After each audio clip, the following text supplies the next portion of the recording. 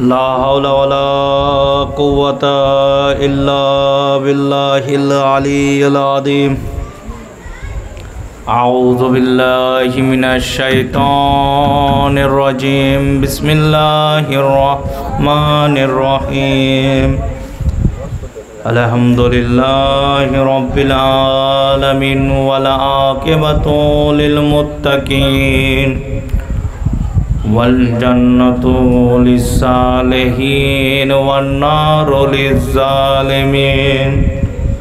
सुम्मस्सलातु वस्सलाम वत्तहिय्यति वल इकराम मौलाना मौलास्सक़लैन जद्दिल हसन वल हुसैन अबिल क़ासिम मुहम्मद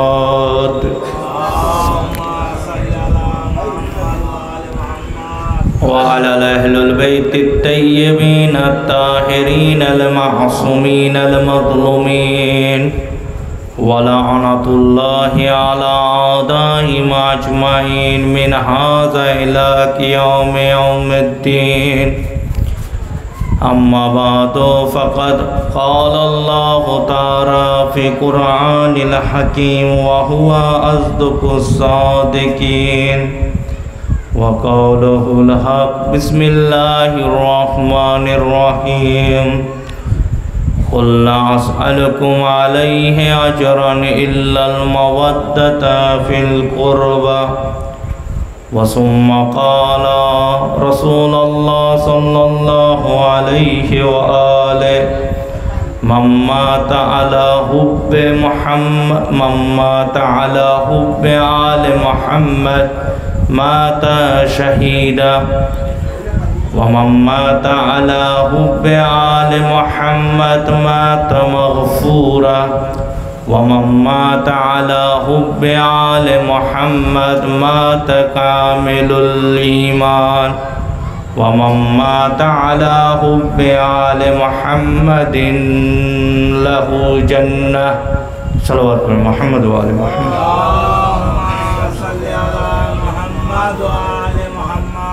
समस्त तारीफ और प्रशंसा एकमात्र महान रब्बुल आलमीनेर जन्य जिनि आमादेरके सृष्टि करेछेन एबं आमादेर अंतरेर भितरे आहले बायतेर भालोबासा दियेछेन। आल्लाह ताआलार काछे शुक्र आदाय करी कि आल्लाह ताआला যতদিন এই পৃথিবীতে বেঁচে থাকবো ততদিন যেন আহলে বাইতের ভালোবাসা নিয়ে বেঁচে থাকি এবং যখনই এই পৃথিবী থেকে বিদায় নেব তখন যখন অন্তরের ভিতরে আহলে বাইতের ভালোবাসা থাকে। আজরানে মুহতারাম, আমি আপনাদের সম্মুখে কোরআনে মজিদের বিখ্যাত এক আয়াত পাঠ করেছি যে আয়াতের ভিতরে আল্লাহ তাআলা इरशाद करछेन कुल ला असअलुकुम अलैहि अजरन इल्लल मवद्दता फिल कुरबा।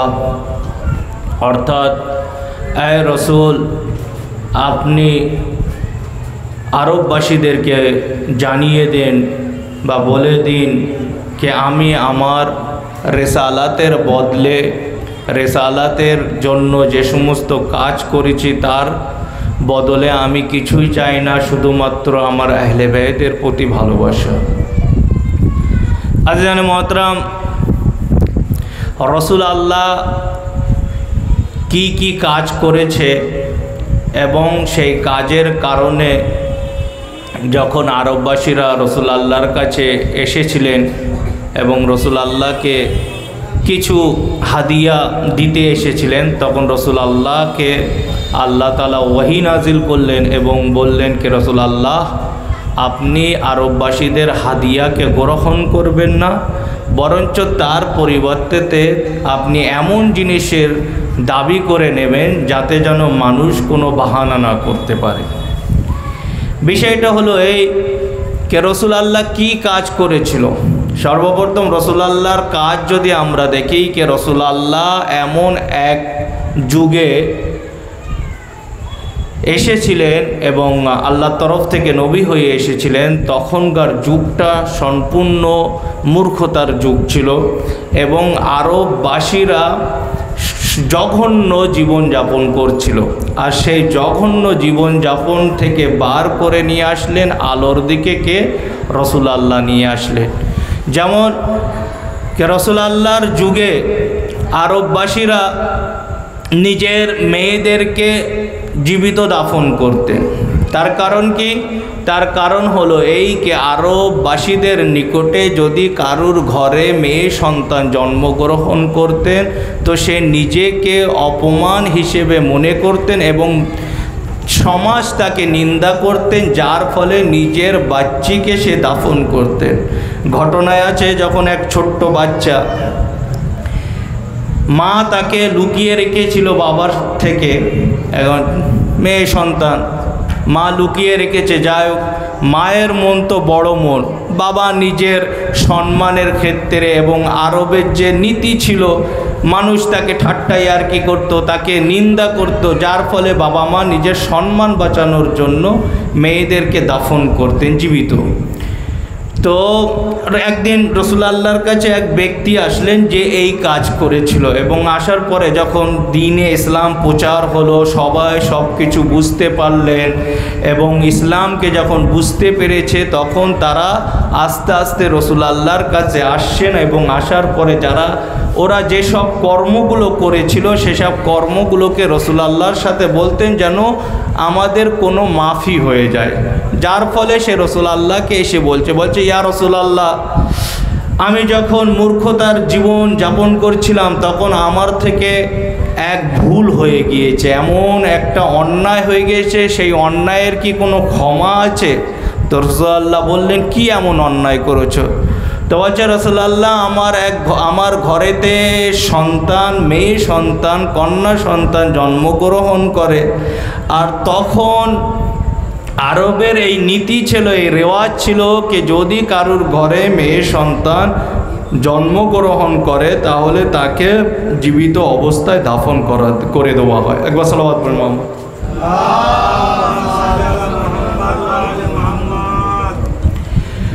তো সে এসে বলছে দেখলাম আমার স্ত্রী এক বাচ্চা আমার মেয়েকে লুকিয়ে লুকিয়ে বড় করেছিল, আমি জানতাম না। অবশেষে যখন আমার মেয়ে 6 থেকে 7 বছর বয়স হয়েছে তখন আমি দেখতে পেলাম যে আমার ঘরে কোনো একটা কন্যা সন্তান আছে, তখন আমি নিজেকে লজ্জিত মনে করলাম এবং আরবরা আমাকে নিন্দা করছিল। তো সে তখনকার যুগ অনুযায়ী আমি সেই নিজের বাচ্চাকে সাথে নিয়ে গেলাম তাকে দাফন করতে। তো বলছে কিভাবে দাফন করেছে? একবার সালাওয়াত পড়ে মুহাম্মদ ওয়া আলে মুহাম্মদ।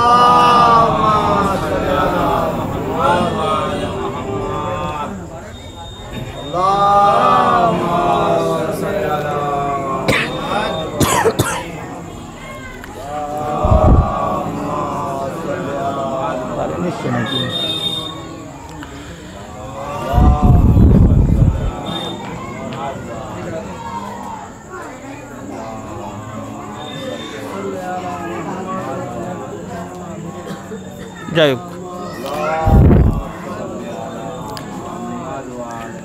এবারে সেই ব্যক্তি নিজেই বর্ণনা করছে কে রাসূলুল্লাহ, আমি নিজের মেয়েকে যখন নিয়ে যাচ্ছি দাফনের জন্য আমার মেয়ে আমার সাথে যাচ্ছে, সে মনে করছে আমার বাবা আমাকে কোথাও নিয়ে যাচ্ছে ঘোরানোর জন্য, বেড়ানোর জন্য নিয়ে যাচ্ছে।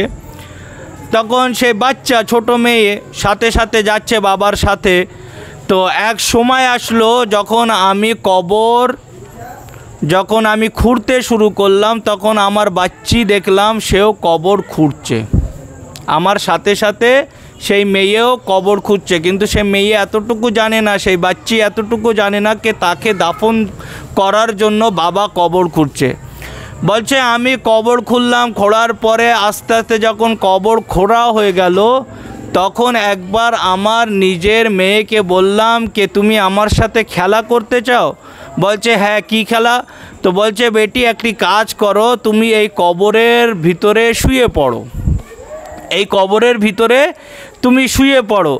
যখন সেই মেয়ে কবরের ভিতরে শুয়ে পড়লো, সে মনে করছে বাবা আমার সাথে খেলা করছে, এবং যখন খেলা করছে বলছে বাবা আমি তাহলে শুয়ে পড়বো, বলছে হ্যাঁ বেটি তুমি শুয়ে পড়ো।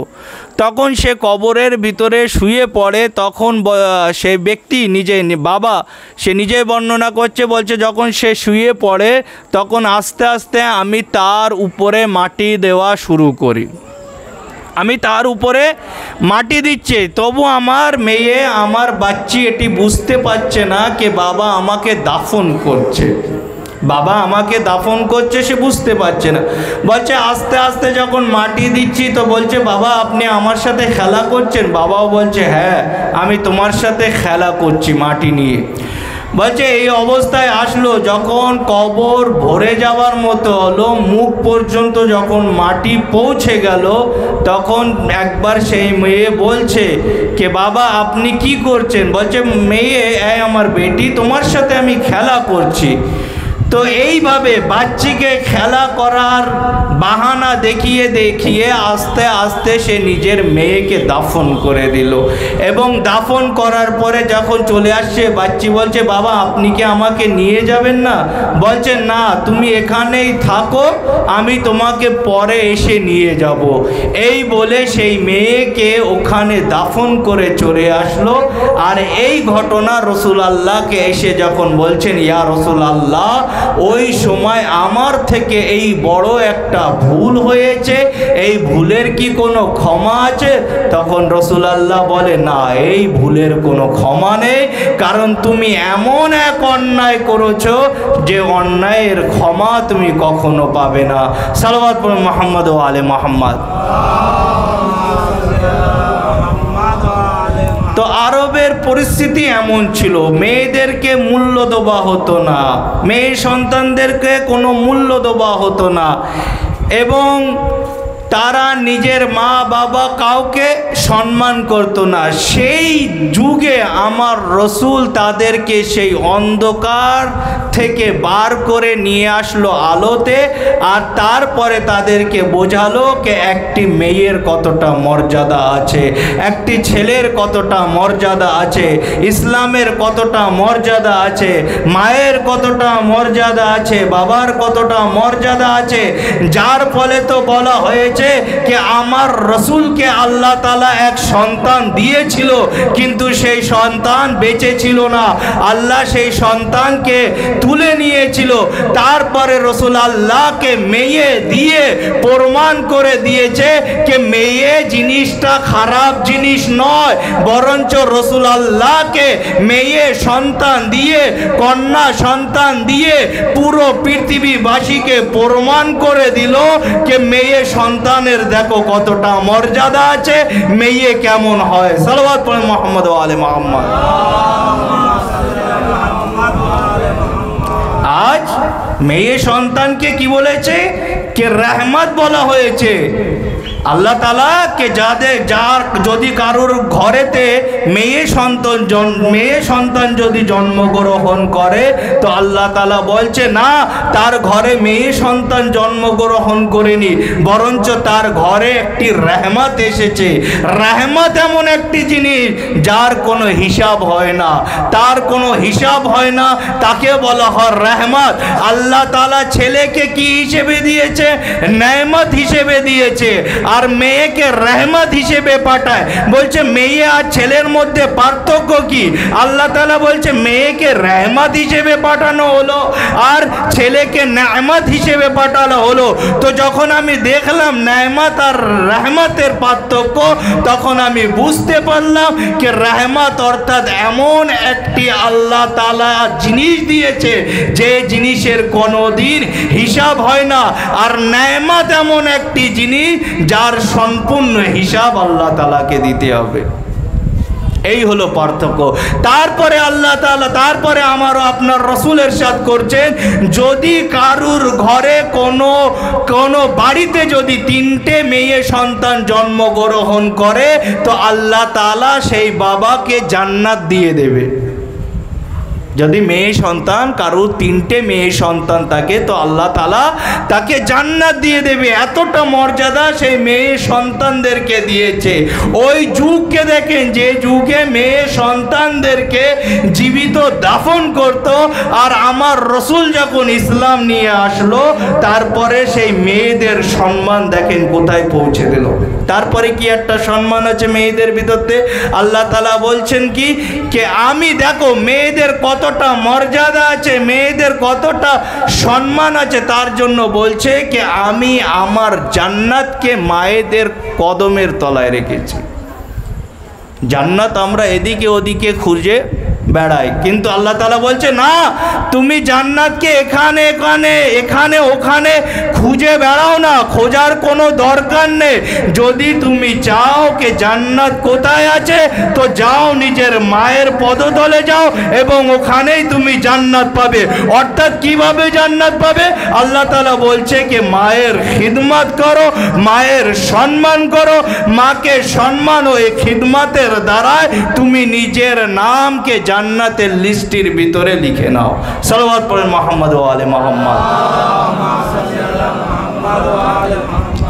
মায়ের মর্যাদা কতটা দিয়েছে আল্লাহ তাআলা দেখুন কি যখন জনাবে মুসা আলাইহিস সালাম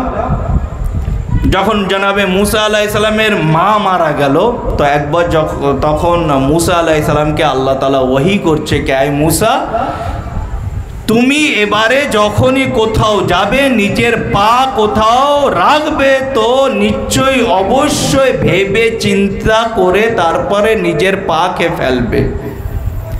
রাস্তায় চলবে সাবধানে চলবে। তো একবার জনাবে মুসা আলাইহিস সালাম আল্লাহকে জিজ্ঞাসা করলেন, পরবর্তীগার আলা বিষয়টা কি, আমি কেন সাবধানভাবে চলবো, কেন এই আদেশ করছো?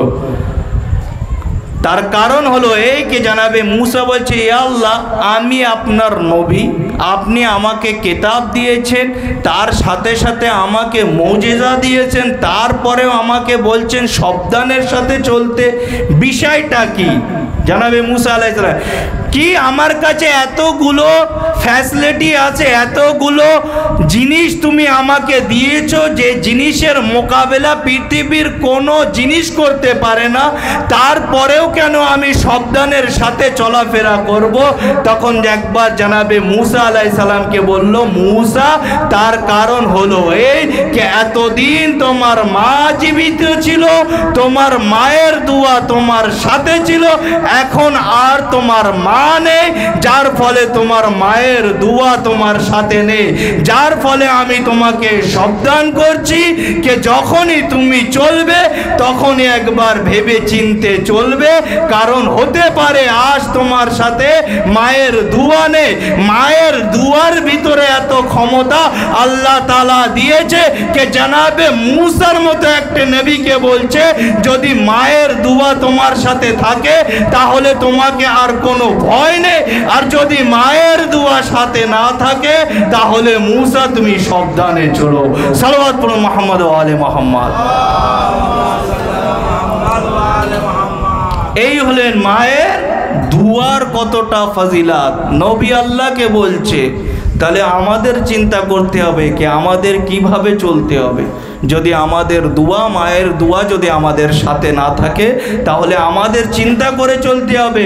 সে নবী ছিলেন, ওনার কাছে সম্পূর্ণ মুজিজা ছিল।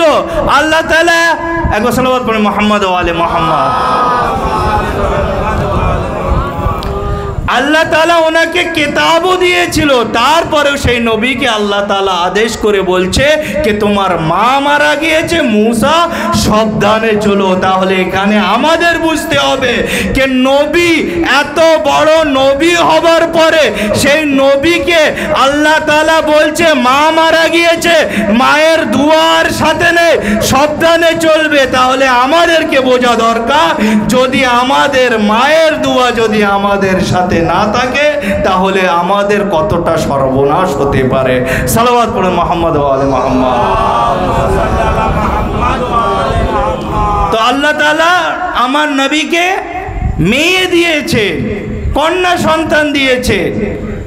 আর সেই মেয়ের দ্বারা পুরো পৃথিবীতে আওলাদকে,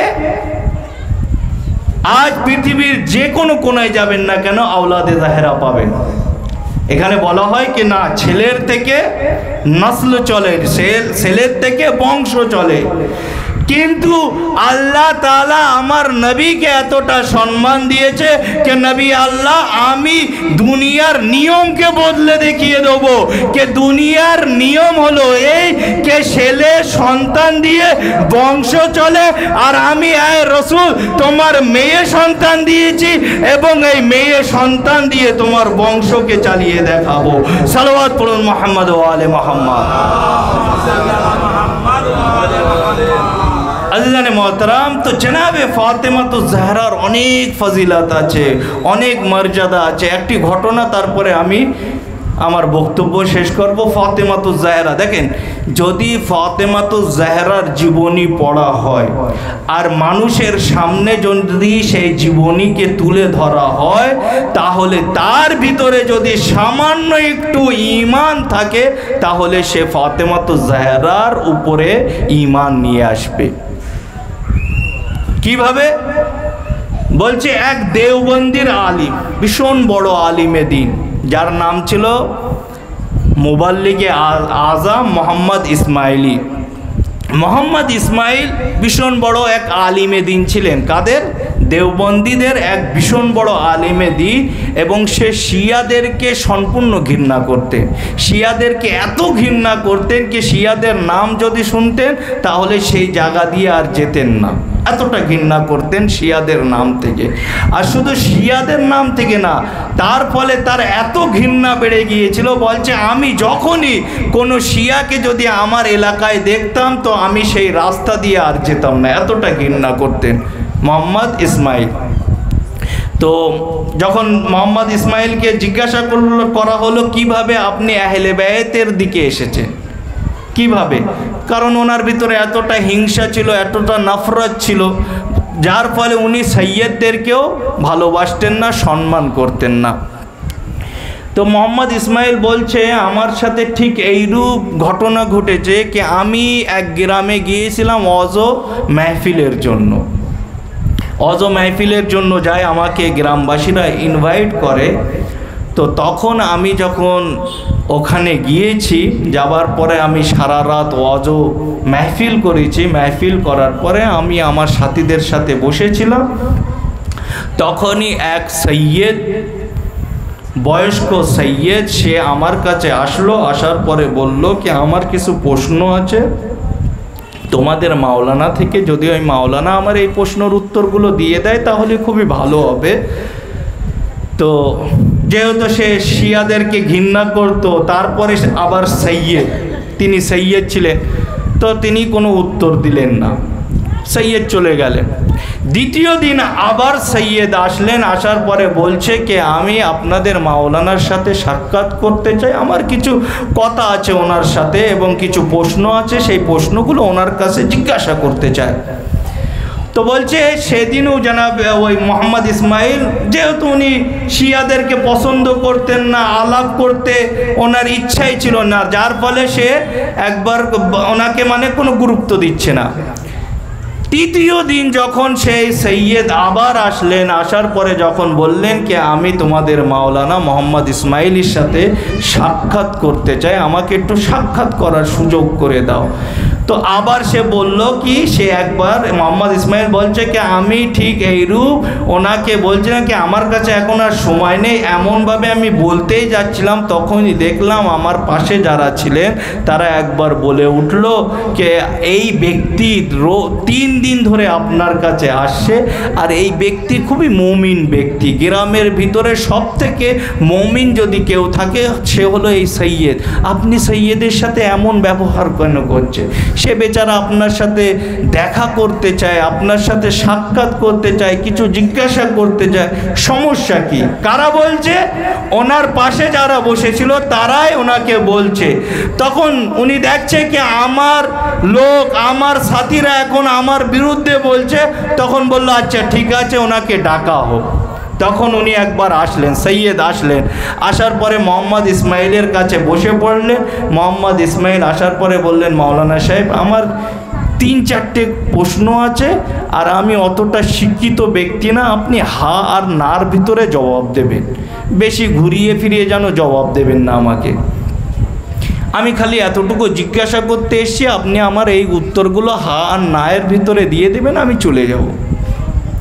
তখন জনাবে ইসমাইল বলছে কি আমাকে ওই সৈয়দ সর্বপ্রথম জিজ্ঞাসা করলেন কে মোহাম্মদ ইসমাইল, নবী আল্লাহ ইন্তেকালের পরে ওনার কোনো আওলাদ ছিল? হা আর নার ভিতরে উত্তর দেবে। তখন উনি বললেন, হ্যাঁ ওনার আওলাদ ছিল। বলছে আচ্ছা, তো বলছে তার নাম কি? বলছে ওনার এক মেয়ে সন্তান ছিল, কন্যা সন্তান ছিল, যার নাম ফাতেমাতুজ জাহরা ছিল। তারপরে আবার জিজ্ঞাসা, মাওলানা সাহেব এই বেটি খোলাফায়ে রাশিদের দরবারে গিয়েছিল, হ্যাঁ আর না? কি বললেন? হ্যাঁ আর নার ভিতরে জবাব। কে এই বেটি কিছু জিনিসের দাবি নিয়ে খোলাফায়ে রাশিদিনদের দরবারে গিয়েছিল কি না? তখন সে বুঝতে পেরেছে কে আমাকে কোথায় নিয়ে যেতে চাচ্ছে। যেহেতু উনি বলেছিল হ্যাঁ আর নার ভিতরে জবাব দেবে, আমি কোনো বিস্তারিত জানতে চাই না, আপনি শুধু হ্যাঁ আর নার ভিতরে জবাব দেবে। তখন তিনি মজবুরি হয়ে একবার মাথা নত করে বলল, হ্যাঁ তিনি গিয়েছিল খোলাফায়ে রাশিদিনদের দরবারে গিয়েছিল কিছু একটা জিনিসের দাবি নিয়ে। তারপরে তৃতীয় প্রশ্ন করলেন কে আমার মাওলানা সাহেব আপনি বলেন যে ওনার কাছে যে জিনিসের দাবি নিয়ে গিয়েছিল সেই জিনিসটা কি ওনাকে ফিরিয়ে দেওয়া হয়েছিল? সেই জিনিসটা কি ওনাকে দেওয়া হয়েছিল? তখন জনাবে মোহাম্মদ ইসমাইল বলছে যে যখন আমার কাছে এই প্রশ্ন আসলো তখন আমি তো সব কিছু জানি, আমি মাথা নত করে আছি আর আমার কাছে কোনো উত্তর নেই, তবু আমাকে হা আর নার ভিতরে উত্তর দিতে হবে। তখনই আমি বললাম হ্যাঁ, আমি হ্যাঁ। কি বললেন? কে হ্যাঁ তিনি কোনো জিনিসের দাবি নিয়ে গিয়েছিল কিন্তু তাকে সেই জিনিস দেওয়া হয়নি, তাকে খালি হাত ফিরিয়ে দেওয়া হয়েছিল। বলছে যখন এই কথা বললেন ওখানে কেউ নবী আল্লাহর মেয়ে দরবারে গিয়েছিল এবং কিছু জিনিসের দাবি নিয়ে গিয়েছিল আর সেই জিনিসটাকে তাকে দেওয়া হয়নি। বলছে পাশের যে সমস্ত ওনার সঙ্গী সাথীরা ছিল তারাই আলোচনা করা শুরু করে দিল যে তারা কেমন ব্যক্তি ছিল, কেমন জঘন্য ব্যক্তি ছিল, যে আমার নবীর মেয়ে কোনো একটা জিনিস দাবি নিয়ে গিয়েছিল তাকে সেই জিনিস দেওয়া হয়নি। এতটুকু তাদের ভিতরে জ্ঞান হওয়া দরকার ছিল, যদি বা তার অধিকার নাও হয়ে থাকতো, তিনি নবীর মেয়ে আছে, যদি সেই জিনিসের দাবি করে তাহলে সেই জিনিসটা তাকে দেওয়া উচিত ছিল। বলছে দেখছি আমার লোকেরা এই সমালোচনা করছে, তখনই আমি বুঝতে পারলাম যে এই জিনিসটা খুবই ভুল কাজ হয়েছে। বলছে তারপরে আমি আসলাম, আসার পরে মা ফাতেমাতুজ জাহরার জীবনী পড়া শুরু করলাম। যখন জীবনী পড়লাম, পড়ার পরে আমি বুঝতে পারলাম যে এতদিন যে রাস্তায় ছিলাম সে রাস্তাটা সঠিক ছিল না। আজ ফাতেমাতুজ জাহরার কারণে আসল রাস্তাকে বুঝতে পেরেছি। তারপরে উনি সেই ধর্মকে ত্যাগ করলেন, আহলে বাইতের ধর্মকে গ্রহণ করলেন। তারপরে এমন এক বড় আলিমে দিন হলেন কে তিনি এত বিখ্যাত আলিমে দিন, যখন আহলে বাইতের ধর্মকে গ্রহণ করলেন, যখন তিনি মুনাজারার জন্য যেতেন তো কোনো ব্যক্তি তার সাথে জয়লাভ হতে পারত না। সালাওয়াত পড়ো মুহাম্মদ ওয়া আলে মুহাম্মদ। তো মা ফাতেমাতুজ জাহরার কারণে উনি হেদায়েত পেয়েছেন, মা ফাতেমাতুজ জাহরার কারণে উনি নিজাত পেয়েছে। তো ঠিক এইরূপ যদি কেউ চায় কে যে আমরা তো অনেক কিছু মজলিসে বয়ান করি, তা আমরা যখন যে কোনো বিষয় ধরো বয়ান করছি তো মানুষের কি দরকার, কে যদি তার উপরে বিশ্বাস না থাকে তাহলে তদন্ত করা দরকার। কে এই জিনিসটা মাওলানা সাহেব বলছে, একটু তদন্ত করে দেখি।